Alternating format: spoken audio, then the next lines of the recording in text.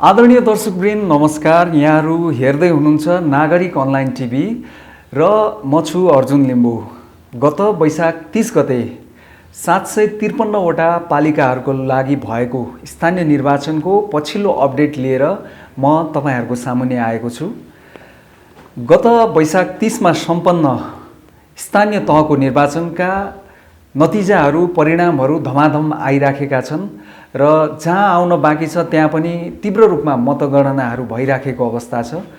अहिले जुन नतिजाहरू प्राप्त भइराखेको छ त्यो हेर्दाखेरि सत्तारूढ गठबन्धनका दलहरूले अपेक्षाकृत रूपमा नै अग्रता कायम गरिराखेको अवस्था छ र प्रमुख प्रतिपक्षको भूमिकामा रहेको नेकपा एमाले तुलनात्मक रूपमा अलिकति कमजोर प्रदर्शन गरेको अवस्था छ। एमाले पनि आफ्नो हिसाबले आफ्नै किसिमको एउटा गठबन्धन गरेर नै चुनावमा गएको थियो र अहिलेसम्मको नतिजा हेर्ने हो भने नेपाली कांग्रेसले अग्रता कायम गरेको छ। सबैभन्दा धेरै पालिका नेपाली कांग्रेसले जितेको छ। यसै गरिकन दोस्रो नम्बरमा नेकपा एमाले जितेको छ। तर नेपाली कांग्रेस र नेकपा एमाले बीचको जुन जितेको नम्बरहरू हेर्ने हो भनेदेखि त्यो अग्रता कांग्रेसको अग्रता निकै फराकिलो देखिन्छ। तेस्रो नम्बरमा नेकपा माओवादी केन्द्रले पालिकाहरू जितेको छ। म यहाँ आँकडा पनि यहाँहरूलाई प्रस्तुत गर्न चाहन्छु। पछिल्लो तथ्याङ्क अनुसार नेपाली कांग्रेसले 150 स्थानमा पालिकाहरूमा जित हासिल गरेको छ भनेदेखि 158 स्थानमा पालिकाहरूमा अग्रता कायम गरेको छ। यसै गरिकन नेकपा एमाले अहिलेसम्म 79 स्थानमा विजय हासिल गरिसकेको छ भने 93 पालिकाहरूमा अग्रता कायम गरेको छ। यसै गरिकन माओवादी केन्द्रले अहिलेसम्म 73 पालिकाहरूमा विजय हासिल गरेको छ भन्ने विभिन्न। यसै गरिकन माओवादीले 73 पालिकाहरूमा विजय हासिल गरिसकेको छ भने 44 पालिकामा अग्रता कायम गरिराखेको अवस्था छ। सत्तारूढ गठबन्धनभित्रकै अर्को दल नेकपा एकीकृत समाजवादीले पनि अहिलेसम्म 4 स्थानमा विजय हासिल गरेको छ भनेदेखि 15 स्थानमा अग्रता कायम गरेको छ र सत्ता गठबन्धनभित्रकै अर्को दल जनता समाजवादी पार्टीले पनि अहिलेसम्म 3वटा पालिकामा विजय प्राप्त गरिसकेको छ भनेदेखि विभिन्न 30वटा पालिकाहरूमा अग्रता हासिल गरेको अवस्था छ।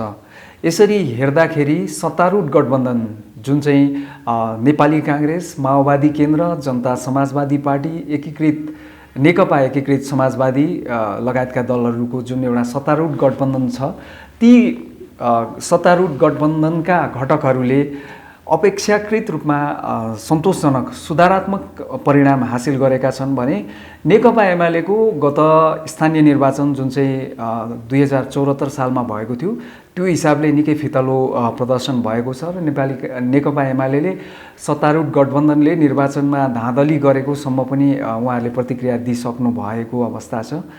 अहिले पनि विभिन्न ठाउँहरूमा मतगणनाहरू जारी रहेका छन्। महानगरपालिका, उपमहानगरपालिका, विभिन्न नगरपालिका, गाउँपालिकाहरूमा। त्यसमा पनि सङ्घीय राजधानी रहेको काठमाडौँ महानगरपालिकामा चाहिँ अलिक ज्यादा नै त्यसको चर्चा किन पनि भइराखेको छ भने एकजना स्वतन्त्र हैसियतमा उठ्नुभएका उम्मेदवार जसलाई चाहिँ एउटा र्यापरको रूपमा चिनिन्थ्यो र उहाँ आफू पेसाले इन्जिनियर पनि हुनुहुन्थ्यो, बालेन शाह। उहाँको चाहिँ एकदमै चमत्कारिकै भनौँ, उहाँले चाहिँ अत्यन्त चाहिँ एउटा जुन किसिमको अग्रता प्राप्त गर्नु भइराखेको छ। परम्परागत रूपमा चाहिँ काठमाडौँमा बलिया भनेका दलहरू नेकपा एमाले यसै गरिकन नेपाली कांग्रेसका उम्मेदवारहरूलाई निकै पछि छोडेको अवस्था छ। एउटा स्वतन्त्र उम्मेदवारको हैसियतले बालेन्द्र शाहले जुन किसिमको अग्रता प्राप्त गर्नुभएको छ त्यो हिसाबले हेर्दाखेरि धेरै विज्ञहरूले, धेरै चाहिँ तपाईको शुभचिन्तकहरूले, धेरै चाहिँ विश्लेषकहरूले बालेन शाहले काठमाडौँको बागडोर सम्हाल्ने छन्, उहाँले चाहिँ काठमाडौँको मेयर पद जित्नेछन् भनेर पनि अहिले नै आकलन गर्न थालिसकेका छन्। किनभनेदेखि उहाँले अहिले लगभग प्राप्त गरेको मतलाई हेर्ने हो भनेदेखि बालेन शाहले 11,792 मत प्राप्त गरिसक्नु भएको छ भनेदेखि केशव स्थापितले उहाँलाई पछ्याउँदै हुनुहुन्छ। केशव स्थापितले प्राप्त गरेको मत भनेको 6,476 रहेको छ। यसै गरिकन नेपाली कङ्ग्रेसबाट मेयर पदकी उम्मेदवार सृजना सिंहले प्राप्त गर्नुभएको पछिल्लो मत परिणाम हेर्ने हो भनेदेखि 5,316 रहेको छ। यसरी बालेन शाहले परम्परागत रूपमा शक्तिशाली भनेका नेकपा एमाले र कङ्ग्रेसका मेयर पदका उम्मेदवारहरूलाई निकै पछाडि छोड्नु भएको छ। 5,000 भन्दा पनि धेरै मतको चाहिँ ग्याप सिर्जना भइराखेको छ र निरन्तर रूपमा बालेन शाह काठमाडौँमा अगाडि बढेकै हुनुहुन्छ। धेरैले उहाँले जित्ने आकलन गरिराखेका छन्, मैले अघि भनि पनि सकेँ। र धेरैको चाहिँ विश्लेषण के पनि रहेको छ भनेदेखि यो मतगणना सुरुवाती चरणमा जसरी भयो त्यो चाहिँ अलिकति कोर सिटीबाट भएन, काठमाडौँको बाहिर अलिकति बाहिरी भागमा जहाँ चाहिँ यहाँका रैथाने समुदाय भनिन्छ, नेवार समुदायको चाहिँ उपस्थिति अलिकति कमजोर छ, अर्थात् उहाँहरूको बाक्लो उपस्थिति बस्ती छैन। ती ठाउँहरूबाट र जो चाहिँ खास गरिकन त्यहाँ नभएको अवस्थामा मतगणना सुरु भएको हिसाबले गर्दाखेरि काठमाडौँ वडा नम्बर 32बाट जसरी सुरु भयो र बालेन शाहले चाहिँ त्यहीँबाट चाहिँ अग्रता कायम गर्न सुरु गर्नुभयो। डे फर्स्टबाट नै उहाँको अग्रता कायम रहेको अवस्था थियो। अहिलेसम्म पनि त्यो जारी छ। तर केही व्यक्तिहरू, केही विश्लेषकको भनाइ के पनि छ भनेदेखि जब यो मतगणना कोर सिटीमा जान्छ, मेयर पदका एकजना प्रत्याशी नै हुनुहुन्छ नेकपा एमालेका मेयर पदका उम्मेदवार केशव स्थापितजीले नै भन्नुभएको छ कि अब जब चाहिँ यो चाहिँ कोर सिटीमा प्रवेश गर्छ त्यो पछाडि चाहिँ बालेन्द्र शाहको उपस्थिति कमजोर हुनेछ। जब चाहिँ यो नेवार बस्ती, नेवार समुदायमा चाहिँ अलिक ज्यादा चाहिँ त्यतातिरको मतगणना हुन थाल्छ, त्यो पछाडि चाहिँ उहाँको उपस्थिति कमजोर हुन्छ भन्ने किसिमको आकलन गरिएको अवस्था छ।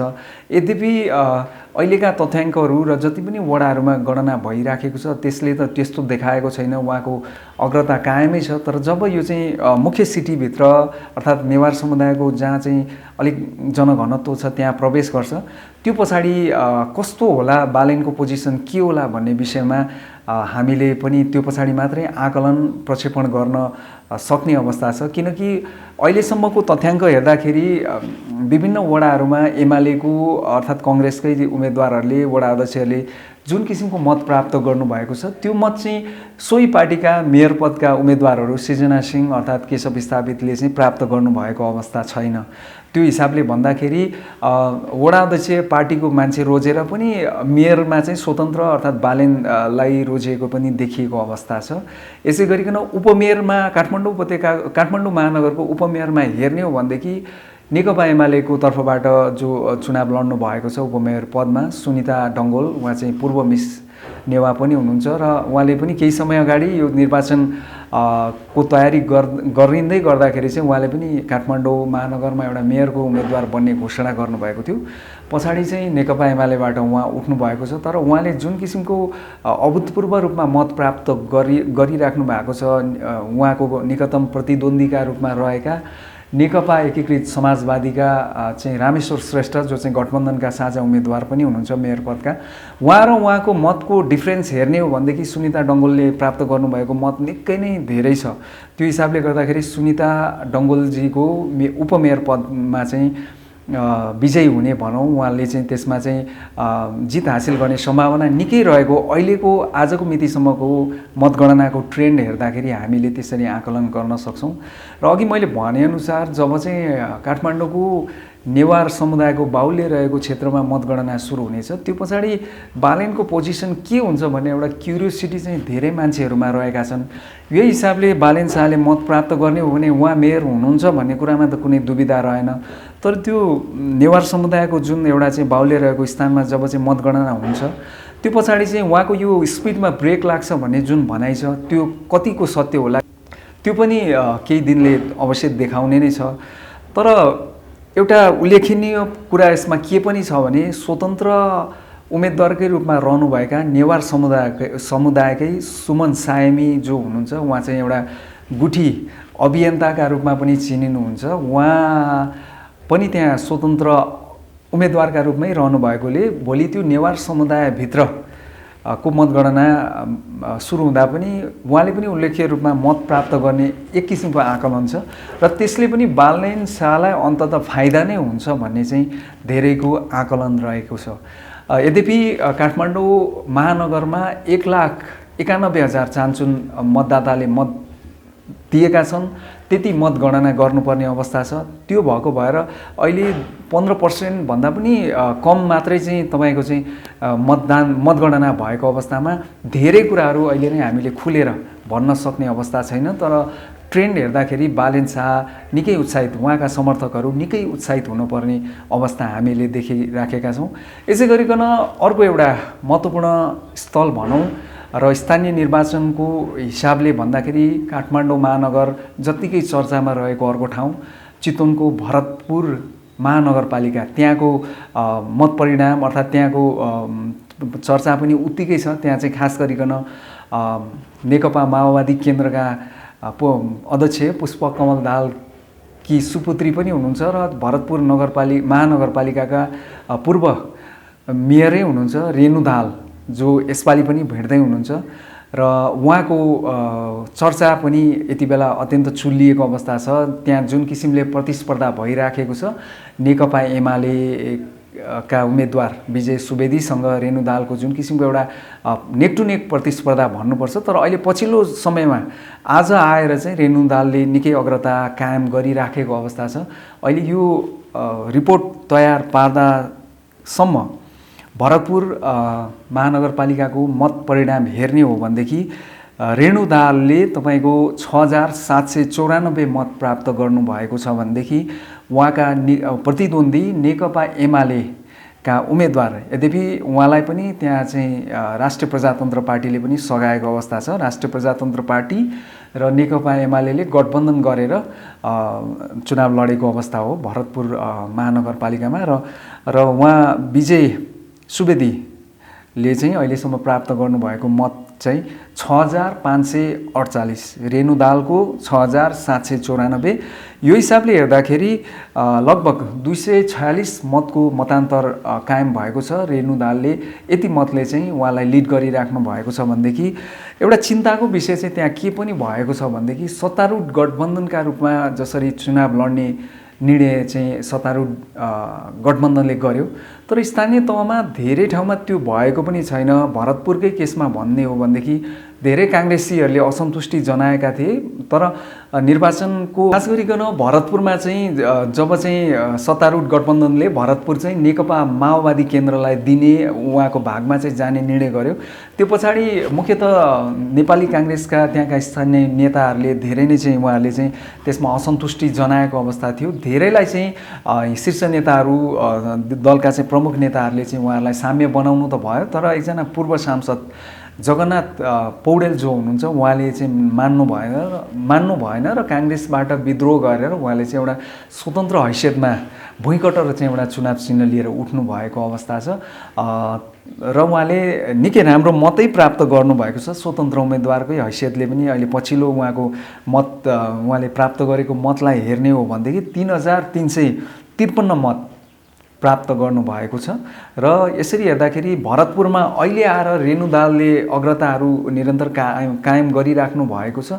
तर पछिल्ला जुन दिनदेखि मतगणना सुरु भएको थियो त्यो समयदेखि यता हेर्ने हो भनेदेखि नेकपा एमालेका उम्मेदवार विजय सुवेदी र रेणु दाहालको चाहिँ एकदमै नेक टु नेक, कहिले सुवेदी अगाडि जाने, कहिले दाहाल अगाडि जाने, कहिले दाहाल पछाडि पर्ने, कहिले चाहिँ सुवेदी पछाडि पर्ने किसिमको खेल हुँदै गर्दा आज चाहिँ रेणु दाहालले अग्रता झिनै भए पनि अग्रता कायम गरिराख्नु भएको अवस्था छ।